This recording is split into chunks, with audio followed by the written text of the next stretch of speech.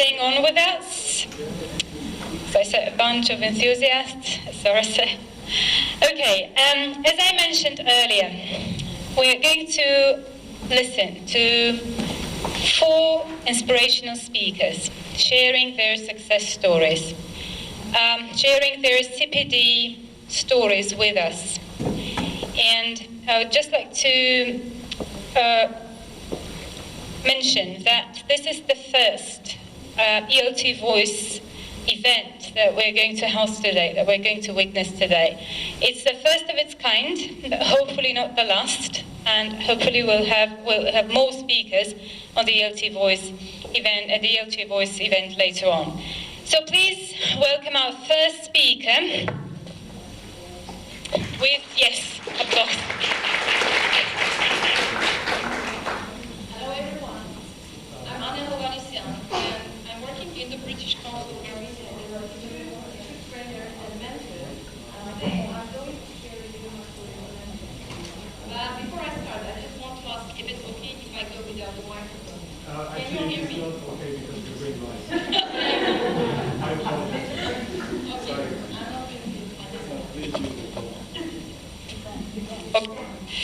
So, many years ago, in old Greece, lived Odysseus, the legendary Greek king of Ithaca, and the hero of Homer's epic poem, Odyssey. When he had to go away for the Trojan War, he asked one of his friends called Mentor to look after his son Telemachus while he was away. Because of Mentor's relationship with Telemachus, the encouragement and practical advice that he gave to Telemachus, this name, the personal name of Mentor, was adopted in Latin and other languages, including English, as a term meaning someone who imparts wisdom to and shares knowledge with someone less experienced. We all have life mentors. Okay. Sometimes when we're feeling lost, we turn for help and support to our everyday life mentors, such as friends or family members. Me, as an English teacher, have had my mentors on my professional development path, and their contribution to my development was immense and undeniable. At some point in my teaching practice, some of my friends, colleagues, would turn to me for a question concerning teaching, and later they would share their experience with me, like how things worked in the classroom, how they felt, etc. And giving a hand to someone and helping a colleague develop professionally was so motivating and inspiring. And it was at this point that I decided, well, I didn't decide, but actually I started considering of becoming a mentor myself. You may well ask, why would anyone want to become a mentor? Well, for one thing, it's another milestone on the professional development path with a lot of things to be explored, learned, and mastered.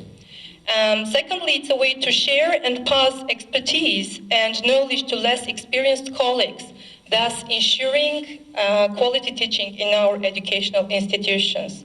And probably most importantly, it's the joy of making positive changes in people's lives. Having said that, mentoring is not always a smooth path, and the decision to become a mentor will probably lead you to a series of events where, with some challenges you can't possibly foresee or anticipate. But believe me, all they will help you to learn and evolve and perhaps become a better version of yourself. I myself have experienced all these challenges, but eventually they gave me more expertise and knowledge. And today I want to share some of those teaching and valuable challenges with you. Probably I will start with a challenge, which is age gap between mentors and mentees. As a matter of fact, very often mentors are much younger than mentees. And as statistics state, with fast changes in the modern workplace, we will witness more occasions in which mentors will be much younger, sometimes much younger than their mentees. This, however, creates extra constraint and resistance on the part of mentees. Stereotyping people by one or another age group creates extra barriers for effective communication and understanding. And this kind of practice was not unusual in my mentoring path. So, and in my case, in our case, it was the social norms and age expectations. How did I overcome this barrier? Well, I just identified one important rule: be conscious of the barriers. I simply emphasized the importance of shared knowledge between me and my mentees. That is the fact that both parties have something of value to teach and learn from each other, and do that in a respectful environment free from age bias. Well, this was not an easy thing to do actually, and it didn't take a day to come to that, but eventually we succeeded in setting up a productive environment where we collaborate and communicate very effectively. Another thing that I want to mention is that I sometimes encounter with some of my mentees is lack of motivation, which, as a result of which they may not be sometimes willing to carry out the required work. You know, this creates difficulties both for them because there is the risk of failure for both of us. What I do here, I just try to identify the reason or reasons behind their lack of commitment. Believe me, they are various. Sometimes the mentees may not be interested in professional development at all, or some personal issues may be a barrier on their motivation way. External motivators like extra compensation, etc., are of course important. But my firm belief as a mentor is that our job is to help them to search for intrinsic motivation. How to do that? Well, just by modeling. That simple. We just need to create opportunities for our mentees to see effective action in context. For example, planning and running a successful lesson that serves its aim. That simple. Believe me, behavior modeling and effective outcome really motivate them. Another strategy that I really rely on is to identify the full potential of my mentees and setting objectives far beyond what seems possible to them.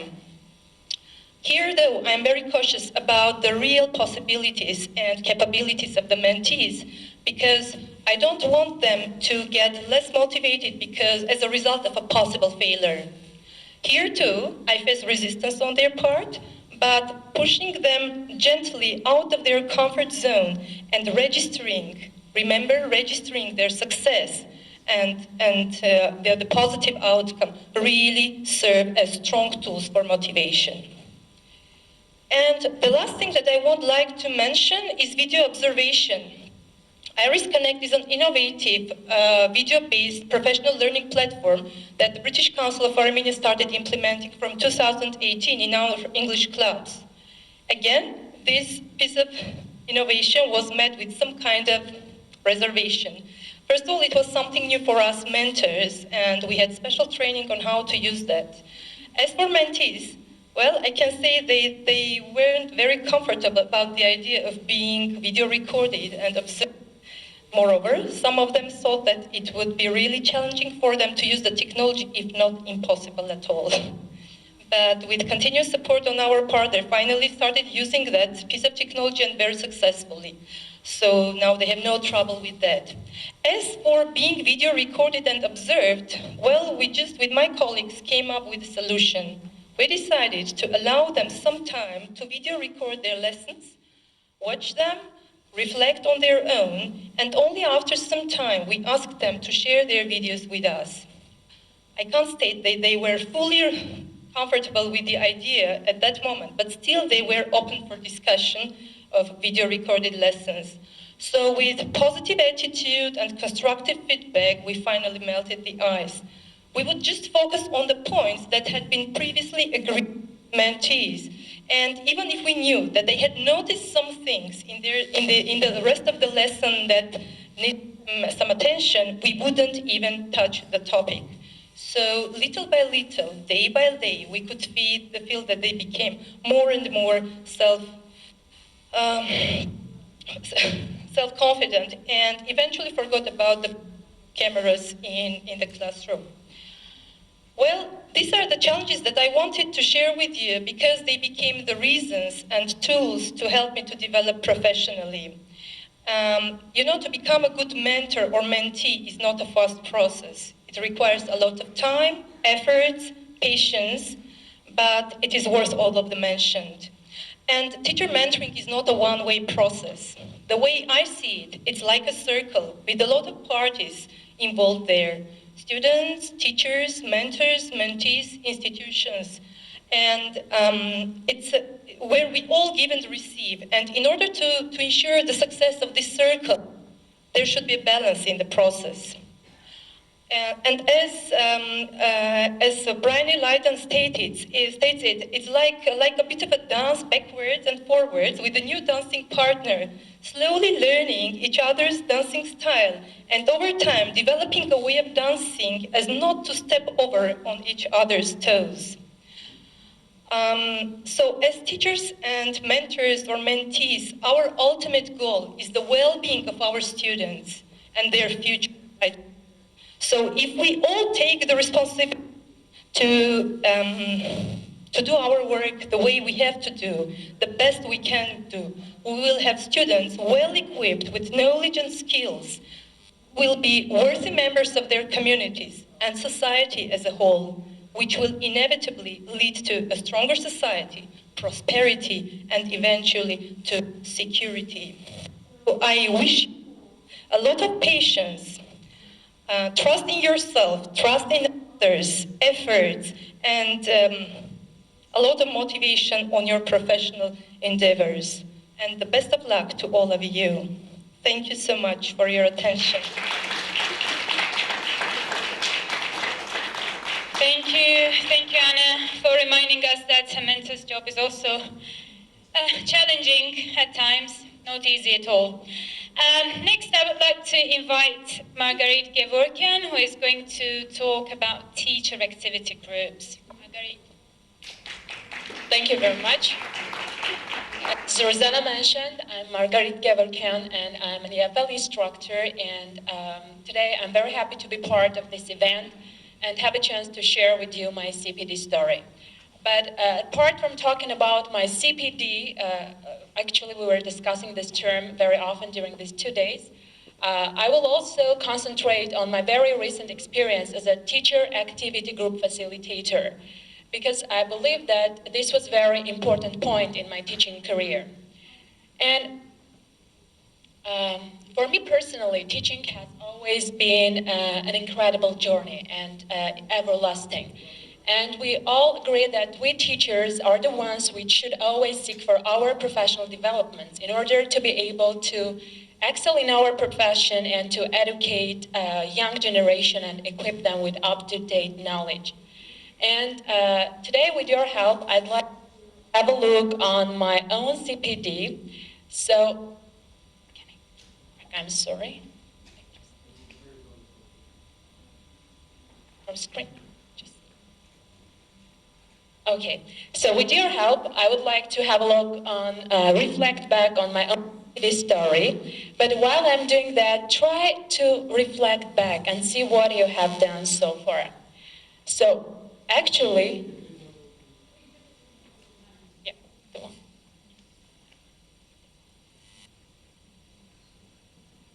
Sorry. Okay, so, like in every situation, everything started with a dream. So teaching became a dream profession for me when I was in school in grade 4. And it was my first teacher who inspired me because I wanted to talk to her, to move like her, and the most importantly, to love people like her. And later on, she was the one who said that your mission in life is to be a teacher. Actually, I didn't understand what the word mission meant that time. But when I took English as a second language, I understood that I fell in love with the language. And already in grade 10, when I was going to leave school, I understood that I have a new goal. And I want to learn English, and I want to improve my skill. And at that point, I also got the mission, which was to be able to help others people to learn English and to improve their language skills as well. So a new goal was set up for me, and in 2011, I finally got my BA in pedagogy and teaching English as a foreign language back to Gyumri University, where I'm originally from. And later on, I did my MA again in the field of pedagogy. But between these two periods, I can say that I have worked intensively on my professional development because I attended a lot of conferences, workshops, and also had a chance to participate in international trainings on the quality assurance of higher education. And all these things helped me to be ready to enter the job market as a teacher and dare to teach somehow. And back in 2014, I started actually my career as a teacher. And I was offered a teaching position in my hometown in a youth creative center as an EFL teacher. And also I tried to combine teaching with administrative work, see what is different, and maybe at some point I'd like to change my profession, but no. After 2 years, I was convinced that I have chosen the right profession, but something was missing. And as a professional, I felt that I'm not growing. And I was demotivated somehow and lost at some point. And a goal was set up for me. That was the MA TEFL program in American University. So that's why in 2016 I decided to move to Yerevan. I want to say that it was really challenging for me because everything was new. But as by nature I like overcoming difficulties, I decided to follow my goal and my dream. And I can say that successfully I've completed a TEFL program last year. And while my studies in AUA, which gave me a lot of practical skills and competencies, the knowledge and the opportunity to apply whatever I have learned so far in practice, I was offered a job position in EC after school program where I'm currently teaching already for 2 years. And during all this process, I also, for my CPD, I have taken a lot of massive open online courses, participated in workshops and trainings, and I can say that I try to base them on my personal needs, like as a teacher, not like we were discussing today, attending all the workshops or seminars or massive open online courses, but to just take the ones which will be relevant for my as a teacher. And finally, as I said in the beginning of my speech, a crucial point in my career was becoming a British Council Teacher Activity Group facilitator, because it was the point when I understood one important thing. It's not important how much you know, but to what extent you are willing to share with your colleagues and with your peers. Here you can see that my CPD in the shape of a flower, your CPD can have the shape that you want. In the center it has motivated teacher, because all these steps become a really motivated teacher. And later on, I was lucky enough because I was one of the facilitators. And I think that this experience was a huge contribution to our professional development, because 18 participants were chosen from different teaching contexts. And first we were called by our manager teacher change agents. Later on we passed through different stages like application process, interview, testing on teaching skills and methodology, aptitude test, and also 2-day intensive training provided by our mentors. And all these things really had a great impact on our professional development. I speak about myself, but I'm sure that my other colleagues who are also facilitators will agree. After that, I was lucky enough because I was given a chance to give back to my own community. And I went back to Gyumri and I was conducting these teacher activity groups together with my colleague who is standing there, Annie. And at first we were somehow curious and confused, but the idea that facilitator is not a trainer, but the one of the participants made us just calm down. And we just understood that we should relax and enjoy the whole learning process. Because actually in text, as you can see, a lot of learning took place. Because group of teachers gather together with the same mission, to learn from each other, to share. So we were discussing teaching challenges, we were designing activities and applying them in the classroom, and also we were talking about the practices that worked well in our own classrooms. So here you can see an example of how we tried to implement the same activity, which is running dictation in this case. And I just decided to call it Motivated Teachers and Students, because in the first picture you see teachers practicing the same activity, and later on the teachers were supposed to go back to test it out with their students, come back and reflect, or post the photos or videos on our Facebook page, Facebook group, I'm sorry. And here you can see how motivated the students are while trying out something new, which is not something like they do constantly.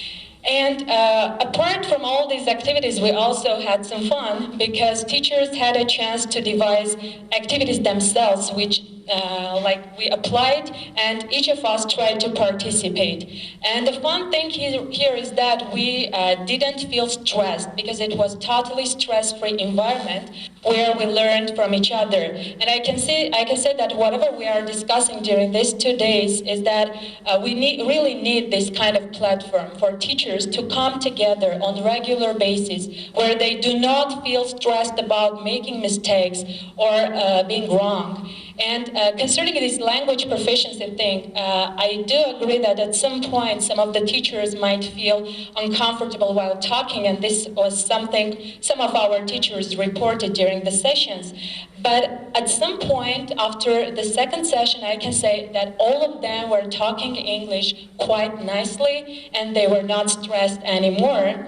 And to sum up just everything, whatever we have been discussing, I'm also of the opinion that as teachers, we should always be also responsible for our continuing professional development. And as Tony White said, talk is the best fuel of professional development. And in this case, we should just be open. We should just talk more, share more, and in this case, we can generate better ideas and without being afraid of making a mistake. Because overall, this is a community of practice and learning, and we learn from our peers, our colleagues. So, and it will definitely result not only on our personal continuing professional development, but also help us to achieve better learning outcomes for our students. So this was my CPD story. I hope that after this session, you will have a chance just to reflect and see whatever you have done so far, because very often when we reflect, we see where are the gaps and where we have rooms for improvement. So I wish you best of luck, and hopefully me personally and all my participants, our participants of tech sessions are really waiting for our meetings, because we really were having a nice time. And if they are watching me online, and I'm sure they are because they were not able to come from Gyumri, unfortunately, but I say hello to them, and I am very hopeful that very soon we will meet together. Thank you for your attention.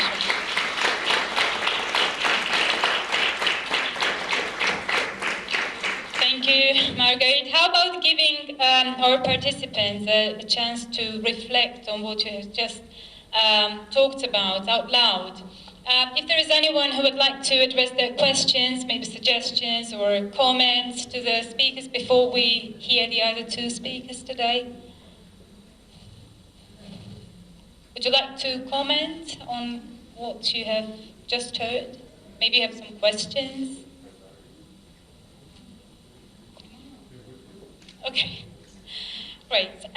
So our next speaker today is Anna Herepetian, who is going to talk about the future of education in Armenia.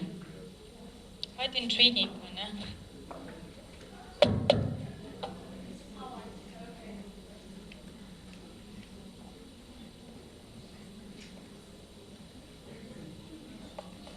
Okay, can you hear me?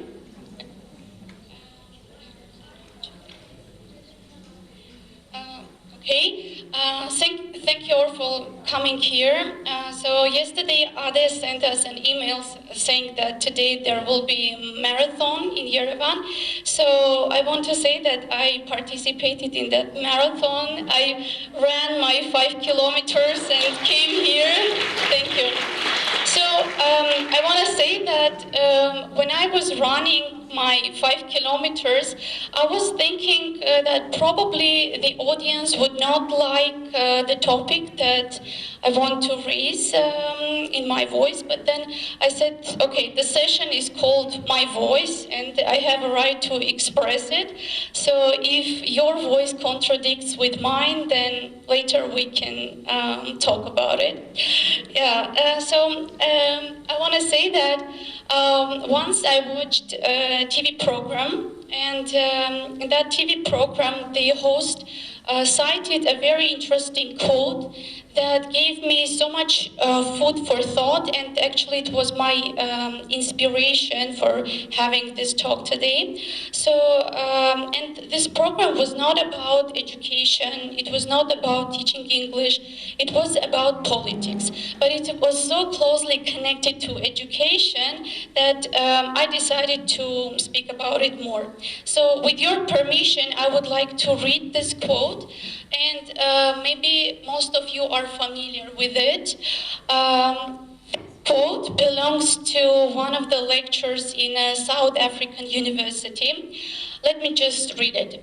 So he said, collapsing any nation does not require use of atomic bombs or the use of long-range missiles, but it requires lowering the quality of education and allowing cheating in the exams by the students. The patient dies in the hands of a doctor who passed his exams through cheating. And the buildings collapse in the hands of an engineer who passed his exams through cheating. And the money is lost in the hands of an accountant who passed his exams through cheating. And humanity dies in the hands of a religious scholar who passed his exams through cheating. And justice is lost in the hands of a judge who passed his exams through cheating.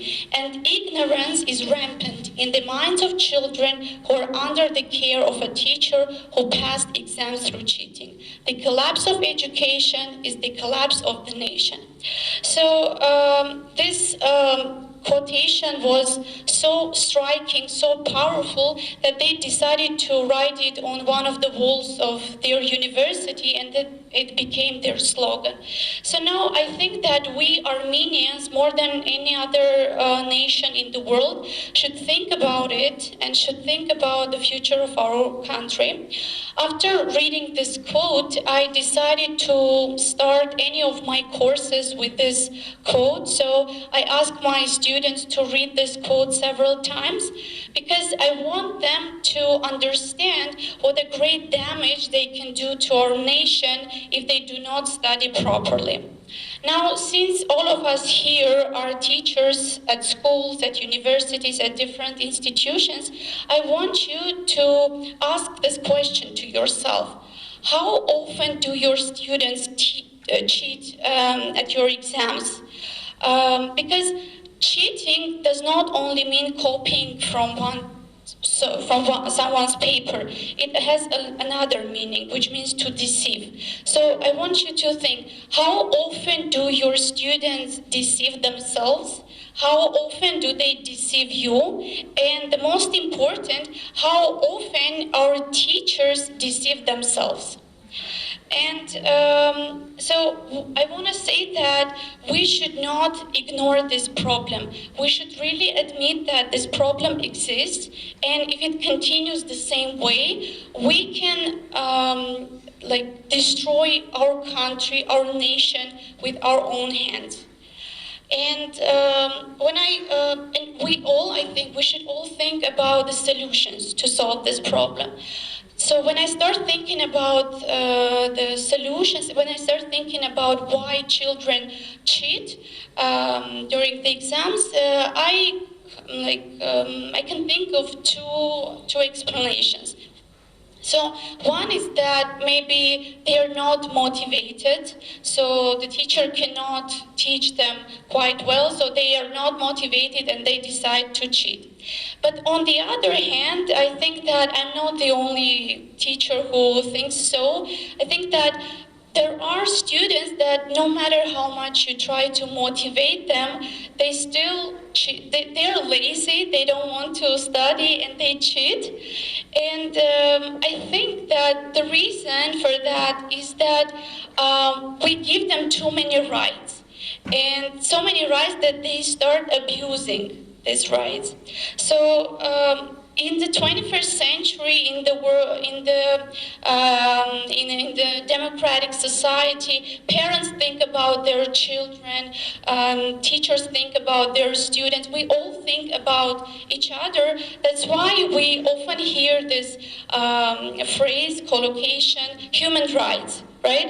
We have human rights institutions, we have human rights ministries, we have different NGOs about human rights, but why don't we have human responsibilities? Because living in a democratic society does not only mean that you have rights and you can do whatever you want with these rights. Living in a democratic society means that you also have some responsibilities towards others.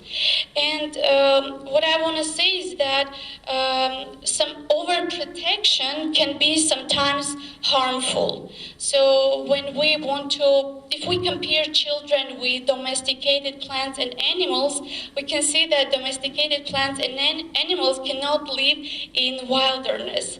The same is children. We cannot guarantee that their life will be a bed of roses and everything will be perfect, right? We must teach them that they should be responsible. Like we are as teachers are always reminded of our responsibilities, that we should motivate students, that we should always develop our knowledge and skills. But why isn't there any institution that will remind students of their responsibilities?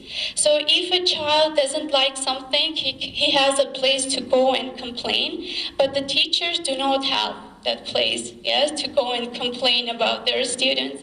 So my message is that from a very young age, children must be brought up having good awareness of their responsibilities, because if they know that they are responsible for being punctual, for doing their homework properly, that they are responsible for their education, for their studies, for their futures, maybe in that case we will be able to avoid cheating, and as a result we will be able to avoid the collapse of the nation.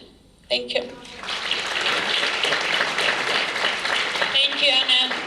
Well, the good news is that in Armenia, teachers usually have a shoulder to cry on, and that's usually another teacher's shoulder. So that's the good news about it. Our last speaker. Oh, do you have a question? Sure.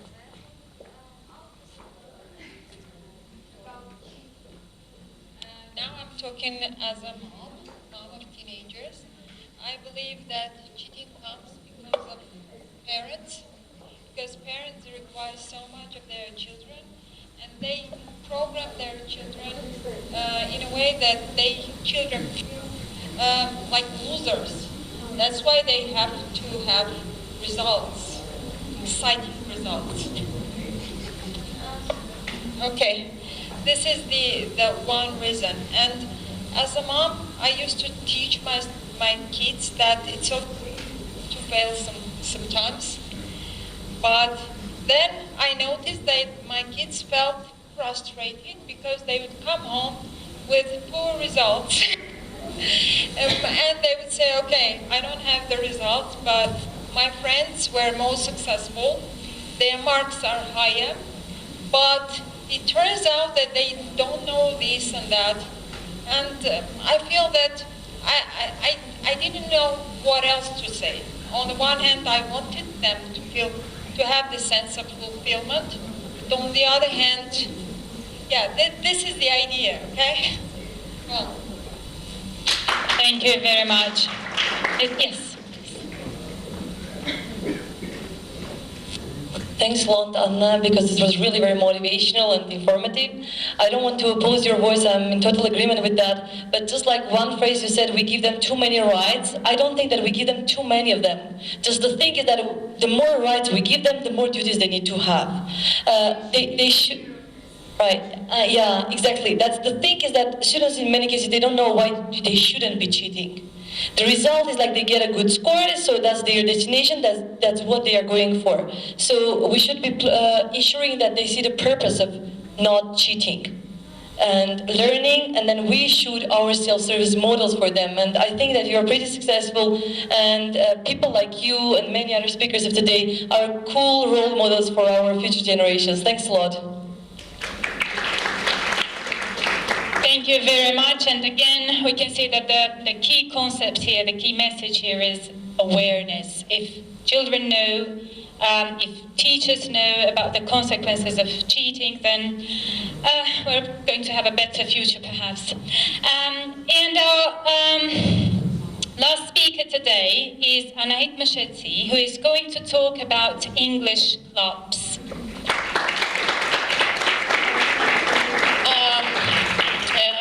First of all, dear colleagues and dear guests, congratulations. I'm the last speaker. I hope you're tired, but it will be brief. Okay.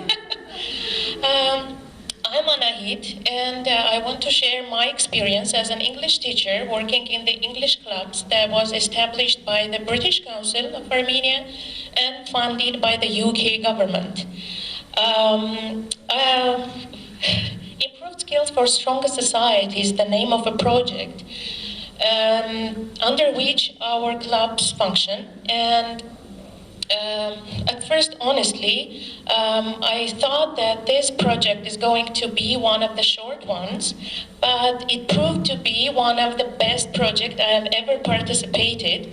And our students have perfect opportunities to develop their English language, their core skills, and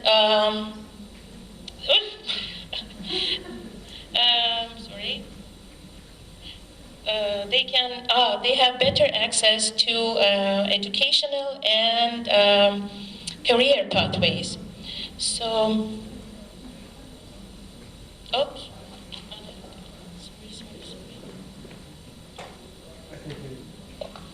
In fact, there are 9 English clubs in all over Armenia, 8 in the different regions and 1 in Yerevan. Here you can see it. First they were in Lori and Gegarkunik, then the other 4 regions, then Davush and Vahetzor. I am from Razdan, and in the English clubs in our school was established in 2017.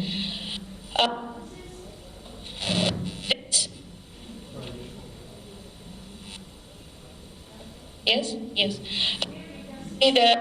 Of our clubs, and they're equipped with all necessary teaching and learning material, as well as IT equipment and very comfortable furniture and self-study materials for all students and teachers. First, our students were very impatient when the English lab would be opened, and I want just when it opened its doors, the joy, the motivation, the participation of them were immense. And, as already mentioned, the aim of the English club is to contribute the future education and work prospects of our students, as well as the stability and prosperity of the community. Our students have a unique opportunity to develop their critical thinking, problem solving, communicative skills, and they are free to. We try to organize a warm atmosphere so they can feel free, speak freely, and not to be afraid to make mistakes. Brave to reason and to state their argument. And as a result, when the clubs are finished, they do not want to go home. They want to stay longer, and they are very happy when usually we have foreign guests because they can ask and answer all the questions, discuss, and play with them.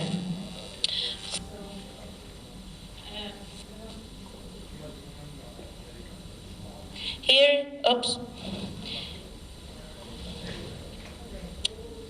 Here you can see photo, just some photo from the lessons, but I would like to speak about the aim. Also, I said about the students. Students are the benefit of the English clubs, but not only the students, the teachers as well. We have a lot of opportunity to take part in different trainings. We're working with professional mentors, and we had a chance even to go to Edinburgh for a training that was again organized by the British Council. And all these things gives us a new way of thinking, new culture, and developing our teaching skills. And we are really responsible for our students, and we are example for our colleagues, and not only the English teachers, but also for the other teachers, because all the time they keep asking, what are you doing so interesting in your English clubs that all the students want to participate in them. The next circle is so our club has an impact also on parents, because when most of the day the students stay at school, and when they go home, they discuss and speak about with their parents, what did they do at school. So. And the most important thing that I want to draw your attention is that all those students that take part in the English clubs, they do not have extra English classes. So parents trust the English clubs. And the last circle is the schools.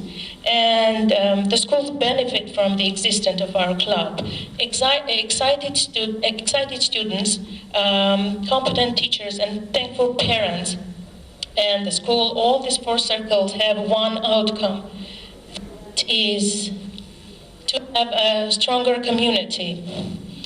And I want just to read the last passage It is not a secret that the success of any country depends on individuals. So if we care about bringing up a healthy generation, ready to face challenges of a modern world, we ensure a strong and a competitive country as a whole. Thank you.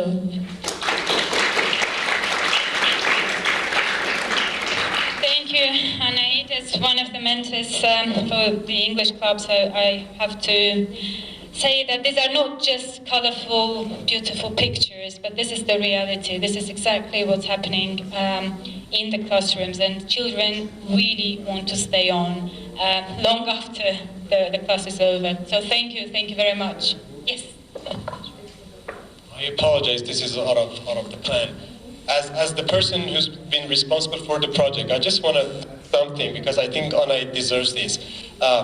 2 years ago, if you would go to Anaid and ask her to stand in front of 100 teachers and give each, you would never forget. I think it really was very brave, and thank you so much for accepting that. When she said that they had the opportunity to develop and change mindset, this is exactly what she mentioned, and she's a great example of it, because it was completely different 2 years ago, and now she's so brave, standing here for the very first time, giving a speech about her success story. So thank you so much. You deserve the credit. Thank you once again to all the speakers today. And if you don't have any questions or comments? Yes, true. So a couple of months ago, one of our graduates of Pedagogical University got in touch with me asking, I've heard about these English clubs, learning hubs. What about our village? What about our community? Are they going to get extended? Of course, British Council, I suppose. So my first question is, I hope yes. But it's quite understandable, reasonable that you can't just keep extending.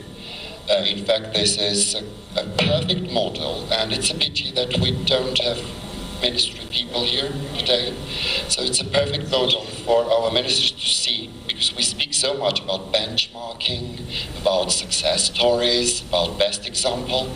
So this is a vivid example, not only Anahit's speech and marvelous introduction of what she has done, what the team have been doing so far, but also this is a marvelous example of all the standards. Because I know that British Council, don't get offended, is very picky about the standards of not only ecological, environmental, cultural, color, etc., psychological, so all aspects are there. Good luck with this project, and I hope that it will gain ground and it might serve a sound and vivid example for the ministry just to follow and to do an actual enacted benchmarking. Thank you very much for this project. Yeah, probably I need to reply to that. Honestly, we are really excited about this project. We started 3 years ago, and we do expand in the coming years. And actually, as of now, we have 9 English clubs, but we are opening 5 new ones, and we are basically covering every single region in Armenia. And as you said, the idea is that these English clubs are not for specific target schools, and they're not going to serve only their teachers and their students. These English clubs in the long term are supposed to become central hubs, learning hubs, which are going to serve the community.